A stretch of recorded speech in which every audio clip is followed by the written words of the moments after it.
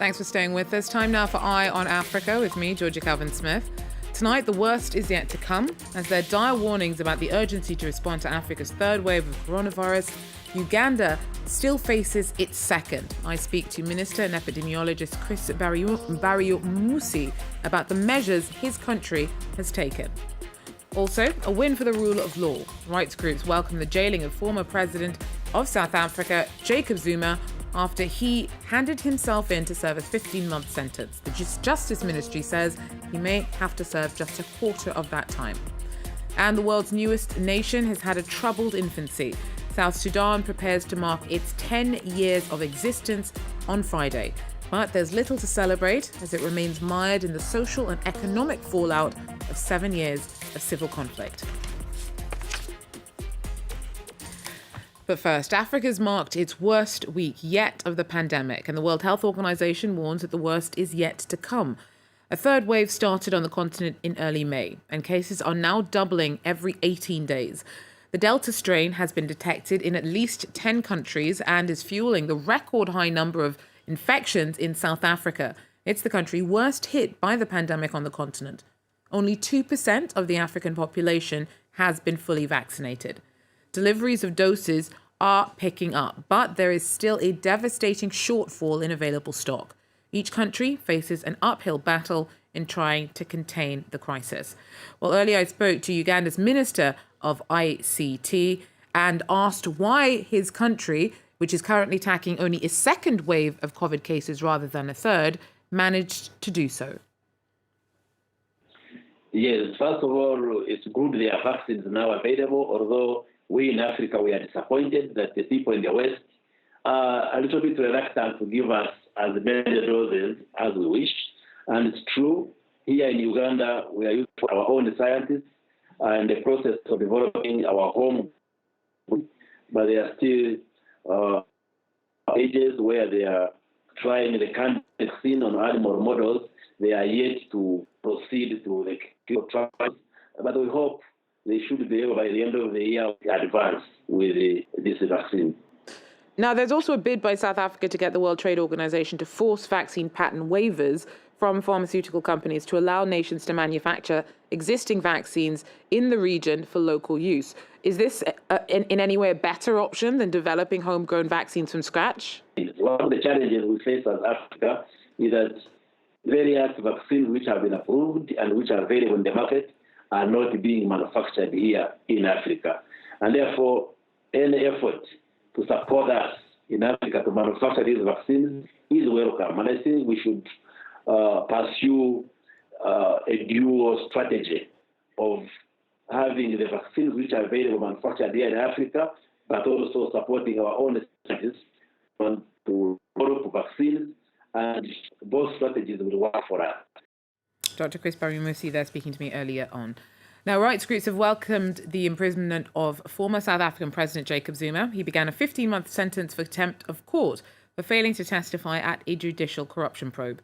The Minister of Justice says that Zuma will be treated like any other prisoner. However, he could be out in 4 months.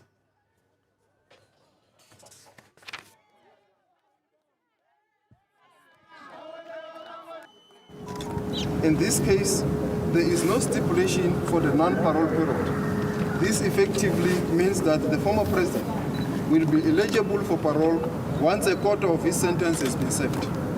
We want to assure all South Africans that former President Zuma will be afforded dignity throughout this term of incarceration. He is in good spirit and he is being taken care of. He has also had his first breakfast. So he's in good spirit. He's doing good self. Now, the 79-year-old handed himself in on Wednesday night, shortly before the end of a deadline, which may have seen police move in to arrest him. Now, Amnesty International has praised the process that led to his detention, saying that it's a demonstration that no one is above the law in South Africa. As his convoy carried him away from his Nkandla residence, Jacob Zuma's last stand drew to a close. The former South African president was taken into custody late on Wednesday evening, with his foundation confirming his decision to comply with an historic court order and hand himself over to authorities. The 79-year-old was sentenced last Tuesday by the country's constitutional court to 15 months behind bars on contempt charges. This after he failed to present himself to a judicial commission of inquiry investigating widespread allegations of corruption during his time as South Africa's president. Zuma would mount a last-ditch legal defense, refusing to turn himself in by Sunday night as the court had ordered. The fact that I was lambasted with a punitive jail sentence without trial is something which should induce a sense of shock. Hundreds of family and supporters also gathered at his homestead over the weekend, aiming to deter police from making any arrests. We are going to be defending President Zuma with our lives. We will not allow him to even agree to such a nonsensical decision that was taken by toxic people. Under the ruling, security officials were given 3 days to arrest Zuma if he failed to surrender. In a letter earlier on Wednesday, his lawyers had pleaded for an 11th-hour reprieve, claiming incarceration would prejudice his life, but that was subsequently rejected.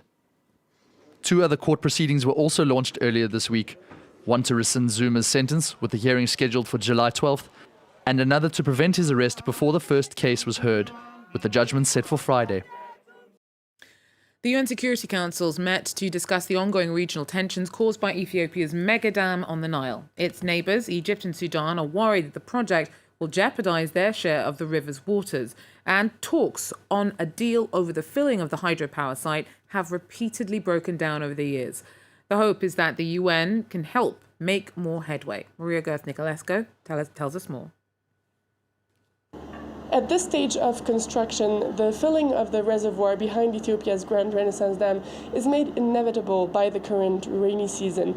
In its letter to the Egyptian government, Ethiopia specified that this second filling of the dam is part of a natural process because of the heavy rains. What's happening at the moment is that the inflow of water towards the dam is more important than the outflow through the dam, including through the 2 bottom outlets, which means that more water is stored behind the dam then is released to downstream countries. Following this announcement of the second filling, both Egypt and Sudan have expressed their concerns. Egypt rejected the move, qualifying it as unilateral. It fears that the operation of the dam will limit the access to water for its population, and it is also calling for binding guarantees in times of drought. Sudan is more mitigated, but is accusing the Ethiopian government of not being transparent enough about the timing and the amount of water that's going to be released. It says it needs this information in order to prevent floods and operate its own dams on the Nile. Ethiopia, on the other hand, is saying it is abiding by international principles, but that it is allowed to use its shares of the Nile waters as needed. Currently, millions of Ethiopians are still living without adequate access to electricity. So far, all attempts to reach a deal have failed. The UN Security Council meeting on Thursday comes at the demand of Tunisia, but Ethiopia has repeatedly rejected UN interference in this matter and is calling for talks led by the African Union. Now, South Sudan's gearing up to mark a turbulent decade since its independence. Just 2 years after it broke away from Sudan on July the 9th, 2011, it was plunged into brutal civil war. Today, it's run by a fragile unity government that's just a year old, and the shadow of the war still looms large. Our Simon Wolfhart tells us more. In this hospital in Juba, 9 out of 10 patients have sustained bullet injuries. Some cases are extremely serious. A bullet coming from the right side of the face going through out of the left side, which is a life-threatening injury to him. And we did the gastrostomy so that he can be fed easily.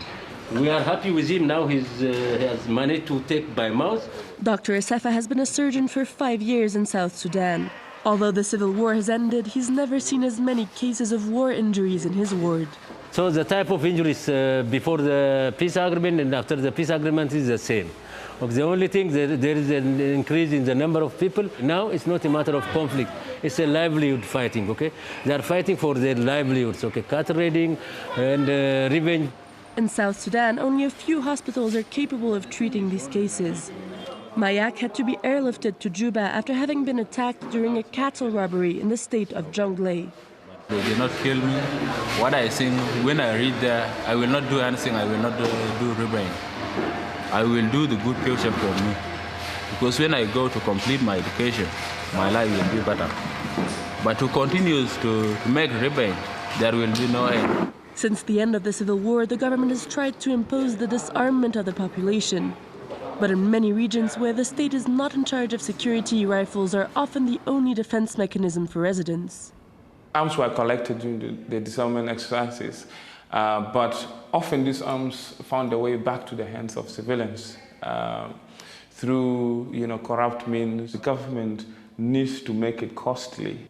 Once civilians engaged in any form of gun violence, that the government will pursue them, find them, and charge them. To counter violence in South Sudan, the UN has extended for 1 year its embargo on weapon sales until May 2022.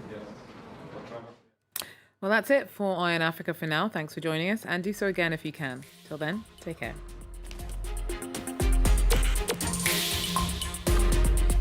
At sea, far from prying eyes, work on Nord Stream 2 is in full swing.